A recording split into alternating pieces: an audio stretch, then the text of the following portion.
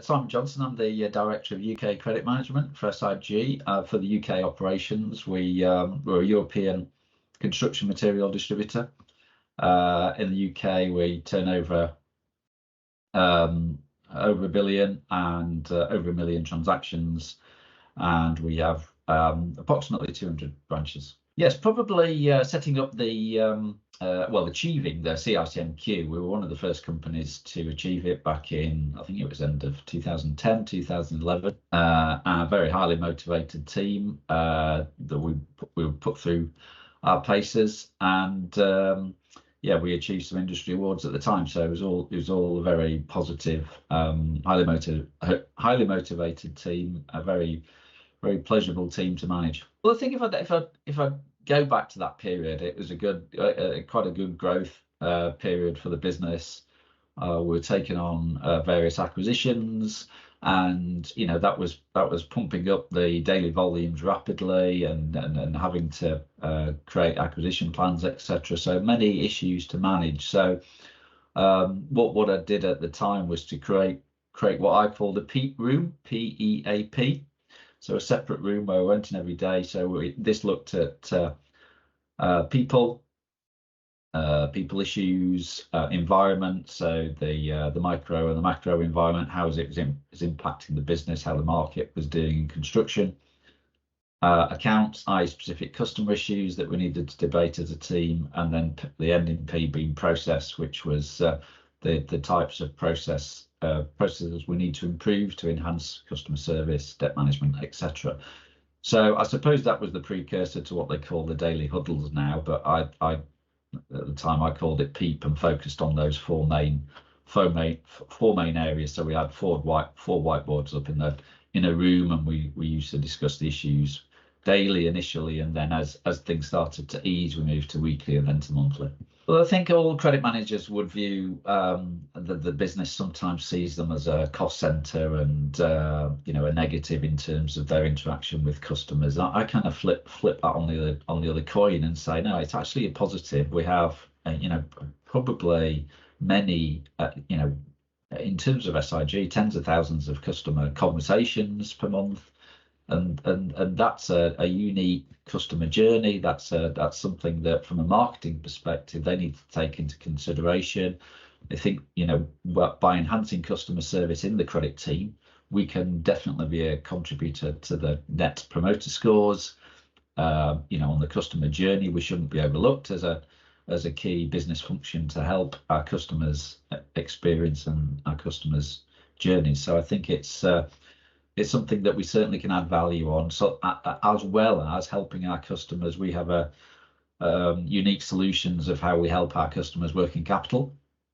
So we can introduce them to other parties that can help them obtain greater funds, which obviously ultimately will help their business to be a lot healthier and to pay SIG sooner. So that's something that we also focus on, helping our customers when they need help. Particularly in construction, banks may not be overly supportive of their customers. They may be wanting to reduce their exposure into construction. That's where we come in. We can help our customers obtain additional funding and help them through sometimes a rocky patch that they may be having with particular contracts.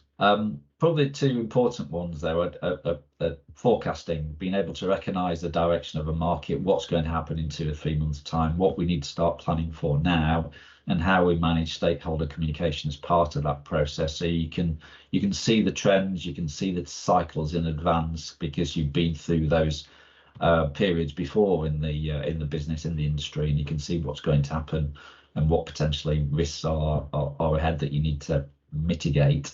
And I think also root cause analysis, because by having a passion for customer service, you also have a passion for root cause analysis and getting to the bottom of the problems and fixing those problems. So again, sometimes when you envisage a problem, you second guessing what the root cause of it is already, because you've been through those kind of processes before. My view on attracting talent is that we view debt collection as something that most people can be trained in. And I know some people don't like chasing for money or being on the phone. I do get that. So we tend to focus on those that show an aptitude to having a desire to deliver good service, so customer service skills. Those that have that great attitude with customer service, as soon as you put them in your team, they've lightened the room up. They're trying to provide a better service to both internal and external customers, which is exactly the type of attitude you need to push the department forward and to produce that positive impact and positive perception across the business. So I do think that focus on customer service is the key one, because training can pick up in a lot of the other areas. Well, I think the obvious one is artificial intelligence, but I see that having a huge influence on credit management, how a manager behaves, what they focus on. So to try and put that into context, so if you're writing a job description for a credit manager now, it's not going to be very different to what it was 25, 30, 40 years ago. But in 10 years with AI, it could be considerably different to where it was now in terms of what the manager's day-to-day BAU would be, as well as their strategic focus going forwards and being more data analytical and automation type focus. So I do see AI driving significant, not just in technology, but in terms of how a department is structured and how the roles and responsibilities of the credit manager.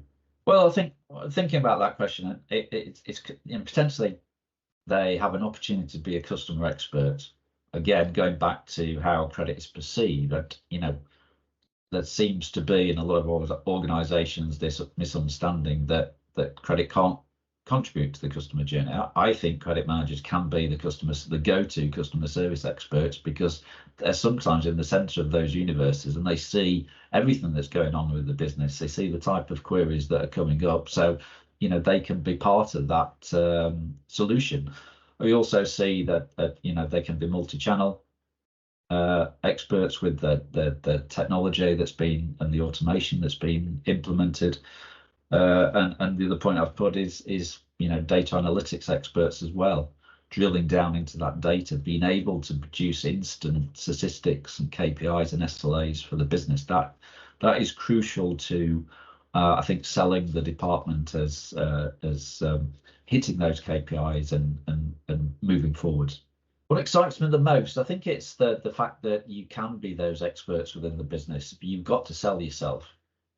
Because traditionally you're viewed as a back office cost. I think you've got to innovate, push. Don't be afraid to get knockbacks on innovation, but being that role, you understand. You talk to customers. You understand what customers want.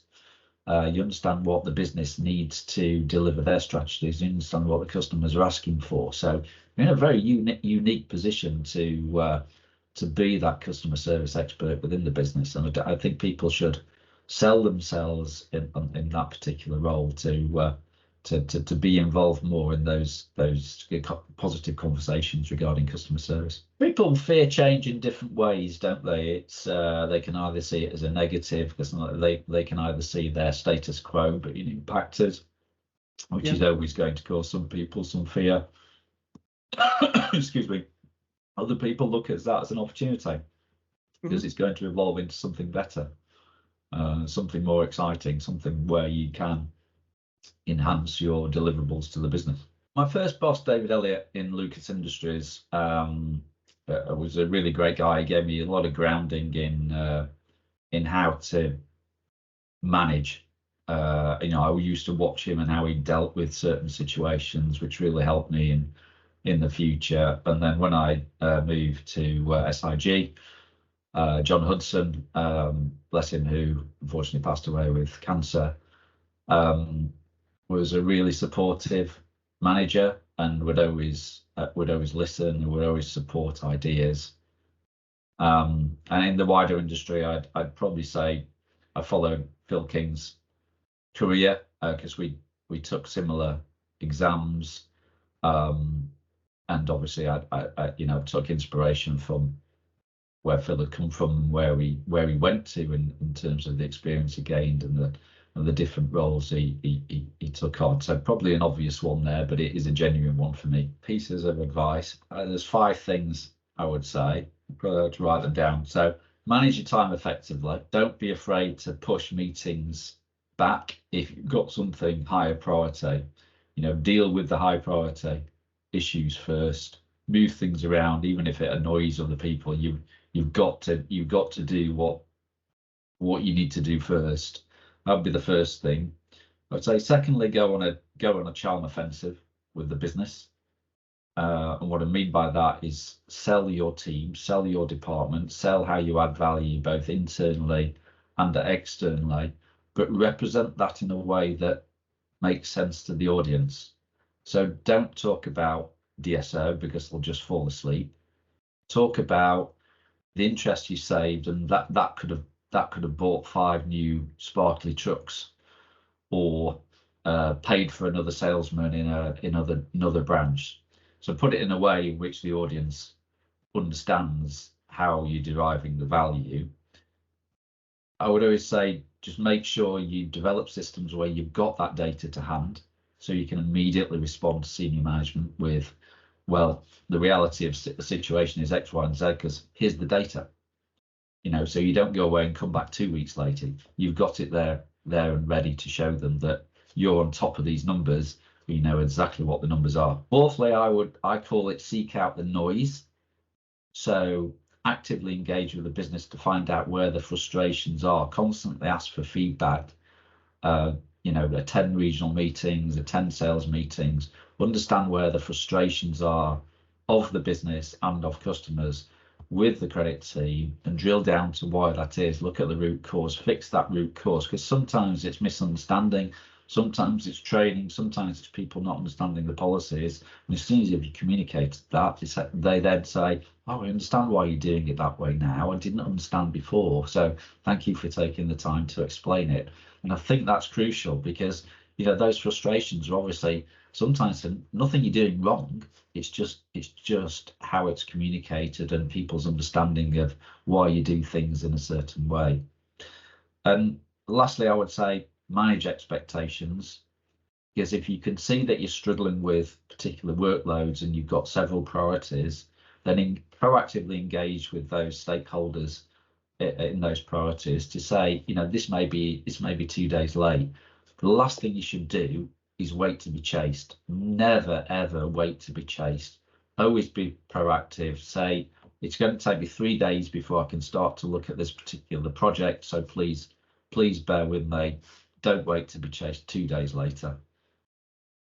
They're the key 5 things that I would say that put me into a good position, that I'm constantly looking at and reviewing. I would miss the certainty of having an organisation that's there to give you support, ultimately, and the credibility of the exams kind of resonates across the UK in our industry. So you take away that organisation, and all of that credibility of that technical knowledge and qualifications deteriorates. And I think non-credit people would see that as well if there's not that route to a chartered institute qualification and knowledge base.